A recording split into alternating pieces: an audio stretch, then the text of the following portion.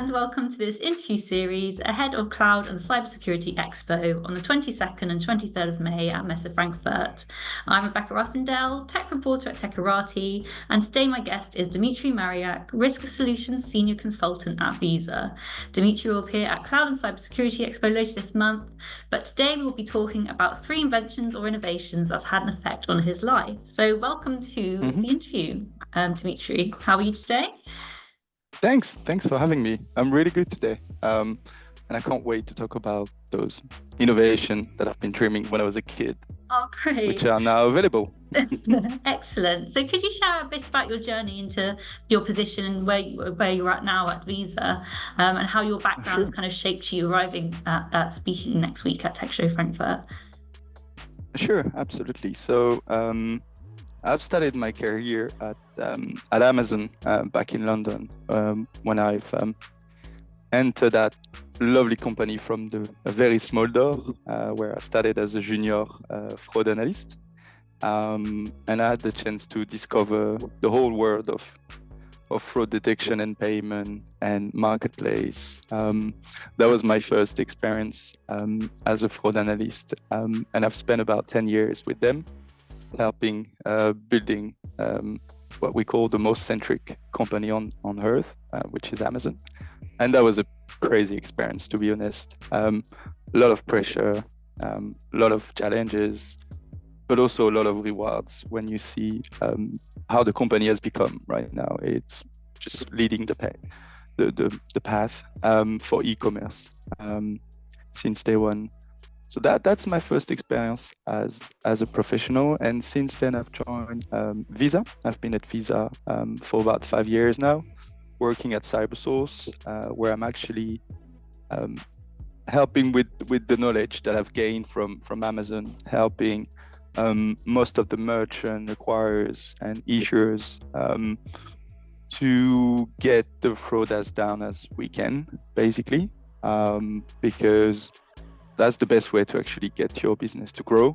It's to manage your fraud properly. Otherwise, you're not going to make so much impact, as people not going to feel the website is secure or whether your company doesn't take care of the data correctly. So those are the 2 pieces that people are looking at right now when they buy online. It has to be secure, and people need to trust you, which is what fraud is about, right? We don't trust everyone. And one of the sentences that I love about fraud detection is like, trust, but verify, which means we're going to trust everyone, but we're going to verify everyone. And that's what fraud is about, right? That's the main topic nowadays. When I look at the information that we have on the TV and so on, everyone talks about fraud. There's fraud everywhere. It takes so many different faces, right? But it all comes to the point of trust. What's your first invention that you selected for us today? When I was a kid, there's one movie that I love, which is called Back to the Future. Classic. Right? This one is fantastic because it takes you from one kind of world and puts you like in the future, and then you can come back. And when you think about all the technology that came in since I'm a kid, it's crazy. So the first thing is having a phone without the wire, like the Wi-Fi we have. This is just, it has always blown my mind that so much information can go into just an exchange into 2 different hardware, let's say. So you have 2 hardware that can communicate to each other without any cable, anything. I remember when I was a kid, there was cables everywhere around my computer. There was even cable for the music. So I don't know if you remember, you had 1 screen and then 2 speakers, and each of those had a wire, and the wire was, you had to plug the wire at the back. It was a mess. I mean, when I think about the Wi-Fi and the Bluetooth, that's just what, as a kid, I was dreaming about.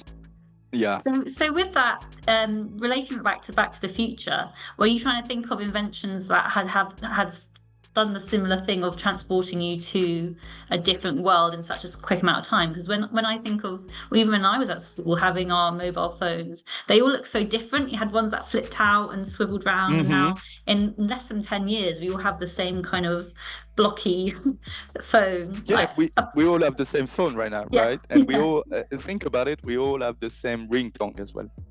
So true. When back in the days, I used to have my little ringtone, and you could buy them, and it was quite expensive to get something. And now we all have the same phone with the same ring, and we're all happy with it. And there's all the presets as well. There's always the preset ringtone now. Yeah. Absolutely, everything is set up for you to enjoy yourself, whether back in the days you had to set up your phone to ring that way, and it was really funny. And I think the technology from the first phone we had to the phone that we have now, those smartphones, is just mesmerizing, right? Because the first computer was about one room. It was taking, like, I don't know, just one huge bedroom. That was your computer. And now it just sits in your hand. It's so small, it's so tiny, and it's so powerful. And just with a smartphone, you can travel in many ways with your head. I mean, you can go and do some Google map on the other side of the world, and you can check if there was a rabbit behind the tree. I mean, what is that? That's crazy. It's so fast as well. It's reliable. You can connect from anywhere in the world. Even when you're on the ocean, you can even connect to the internet. So yeah, that's just mesmerizing where we are right now, and that's what I was dreaming when I was a kid, watching that movie. I was hoping that everything would be wireless. I was hoping that everything would be on a smartphone, right? And I was also dreaming about having this Hoover skateboard, which doesn't exist yet. That's the only thing which is missing, but all the rest is accessible right now. Of course, you cannot travel in time for real, but you can travel in time in a fiction, right? And being in the position as you are as a senior solutions consultant with mobile phones and the kind of biometric authentication, how has that changed the way that your role's operating, or where do you see that technology going in the future? It has completely changed the landscape of payment and fraud detection. I think that this year, or it was last year, we're now having more payment through mobile than through any computers. The 50-50 just went up. So people are just using mobile for pretty much any purchase.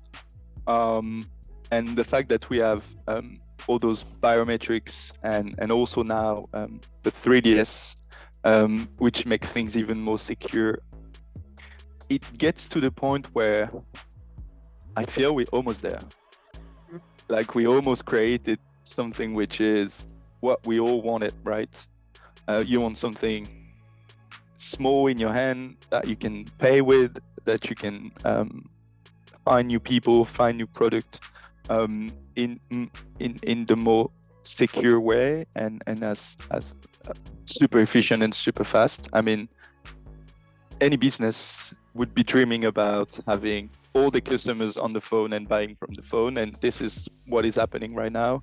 And the fact that you also have the open banking in your phone does allow you to play with the 3DS on your phone, which wasn't there in the past.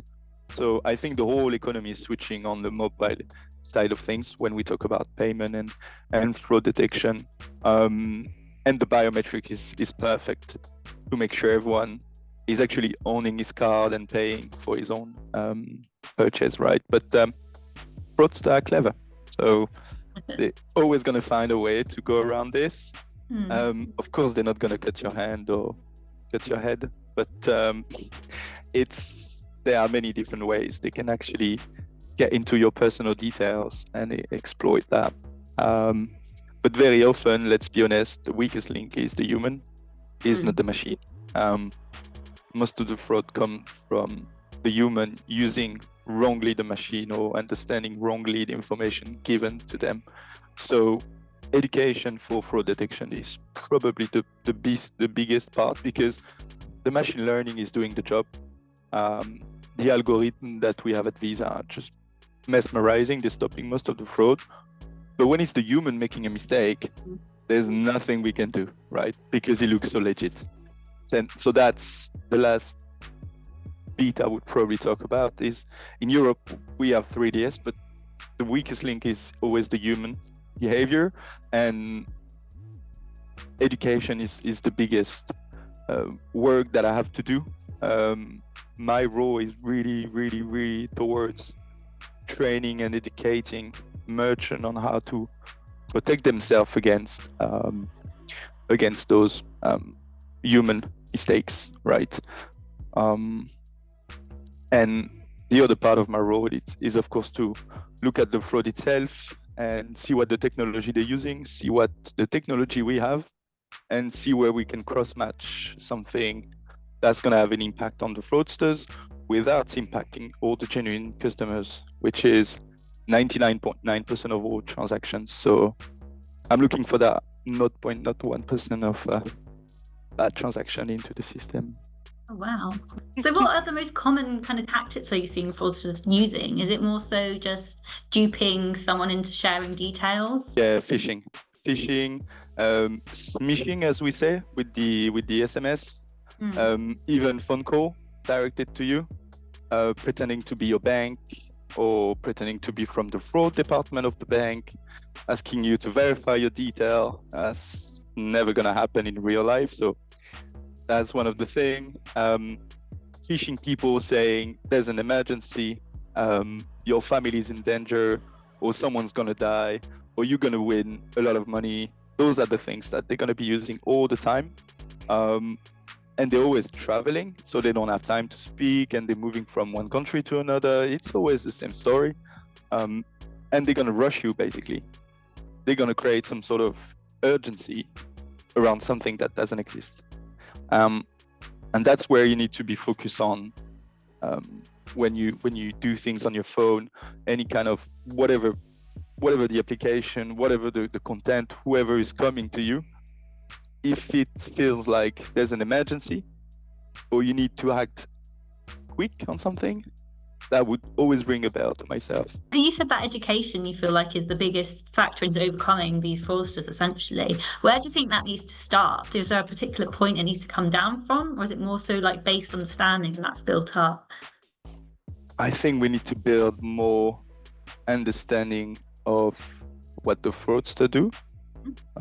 I think explaining to people what exactly fraudster can do and how they would come up to you, it's the main element for everyone to prevent fraud, because fraudster are going to try 100 times and he's going to be successful on maybe 1 or 2 people, right? And that's the education that is missing.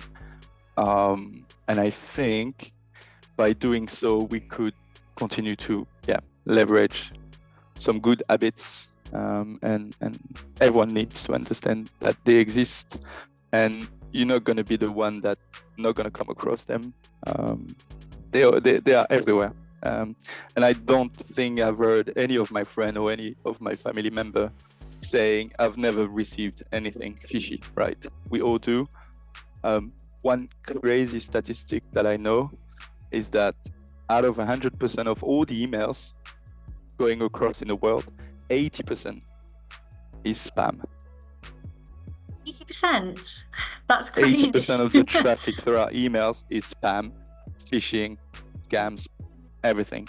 Wow. So yeah, 80% is huge. That's why in your inbox, when you have, I don't know, Outlook or Google Mail, all those guys, they are already trying to filter out everything for you. So if you look into your inbox, you're gonna have 3 emails. If you look into your spam, there's gonna be 57, right? Yeah. Your spam is always like full of crap. And that's where the fraudsters are ending up in the first place. So you need all those layers of protection. So from your email, you need someone to filter out. Then if you go on any platform where you're gonna buy or sell something, same, you need that level of security. For your bank, same level of security, always. That's the main point. Yeah. And so we talked about Wi-Fi and the smartphone. What was your third invention that you'd like to speak about? The 3DS. I already spoke about it. It's the brand new technology we're using at Visa and MasterCard and American Express and all the payment provider. I'm really happy to have implemented this. because when I look at the differences within the world, any places where you put on 3DS, fraud goes down.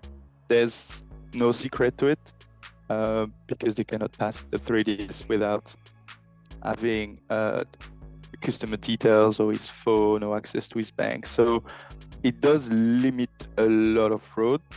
But what we're seeing in Europe since we've implemented is that we have a rise of friendly fraud. So it's the other way of the scope.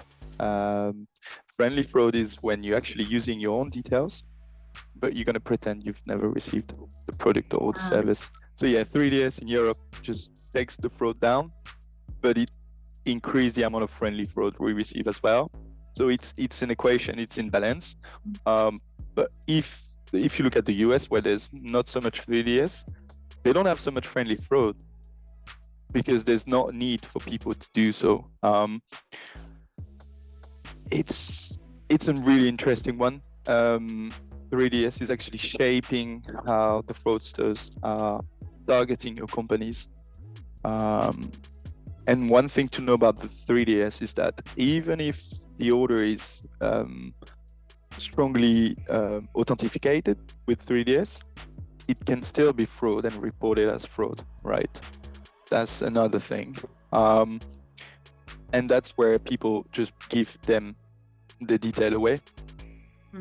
Those transactions are therefore fully authenticated, and so the customer won't get refunded by the bank most of the time.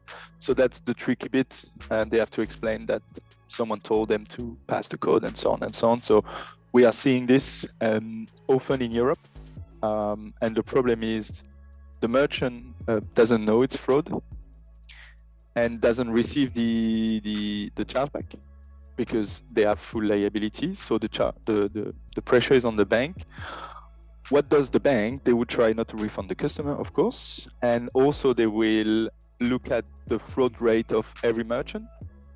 And if one merchant is getting too much fraud even from 3DS, where they don't have the liability shift, they would downgrade them and ask them to. They would basically downgrade the authorization rate for that specific merchant because they are scared of getting more fraud coming from it. And that's the tricky bit because it makes chargeback invisible for the merchant, although they're gonna have a very high fraud rate at the acquirer level. So it's really helping the business, but it needs to be followed by fraud analyst, and you have to look at your 3DS traffic as somewhere where you can get some fraud as well.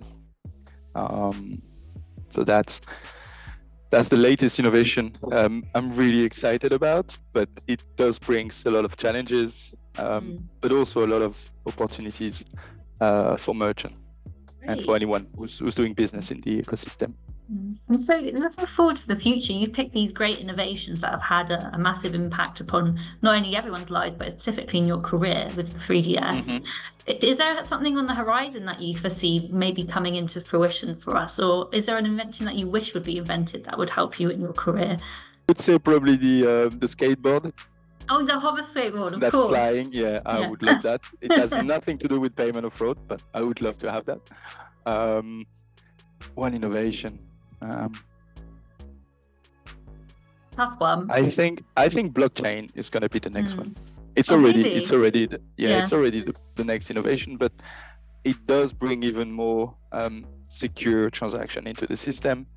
So if I had to blend the next innovation, I would say blockchain, tokenization also bring more security into the ecosystem. This is an existing innovation that comes with blockchain. So blockchain, tokenization, and cryptocurrencies as well, to me is the latest innovation that fraudsters are looking into, of course, and we are looking into this as well.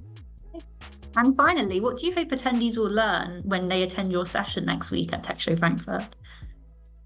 I'm hoping they'll learn more about the fraud that we do at Visa, more about the fraudsters' behavior and how they operate, And I'm hoping to blend this with the payment and cloud discussion as well. For everyone to learn from what I know.